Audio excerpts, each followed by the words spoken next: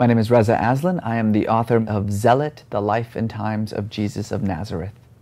The book is about the historical Jesus and the world in which he lived.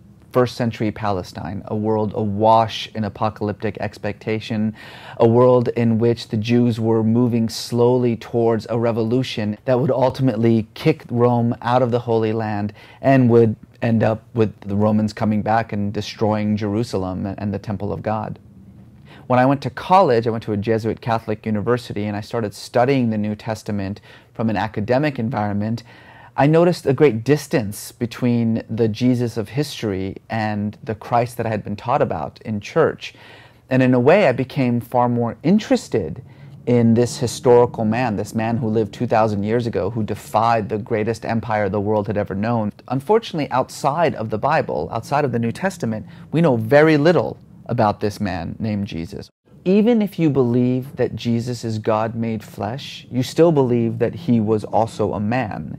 And as a man, he lived in a specific time and place. And that he was a product of the world in which he lived. That context actually matters. That his words have to be seen as a response to the social ills of his time.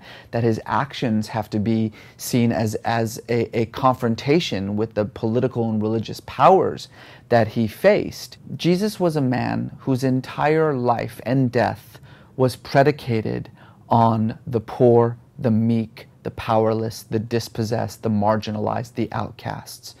He quite literally sacrificed his life fighting on behalf of these people against this rapacious Roman Empire and this corrupt priestly aristocracy. If you truly want to know Jesus, whether you're a Christian or an atheist, if you want to know who this person was, you should probably get to know the world that he lived in, because that world shaped him as a person.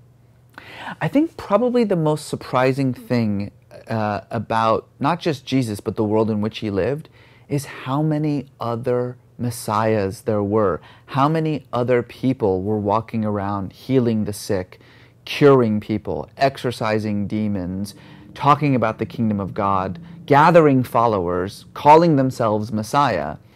What is fascinating, however, and what the book really delves into, is why it is that 2,000 years later we've forgotten all those other ones and only Jesus is still called Messiah.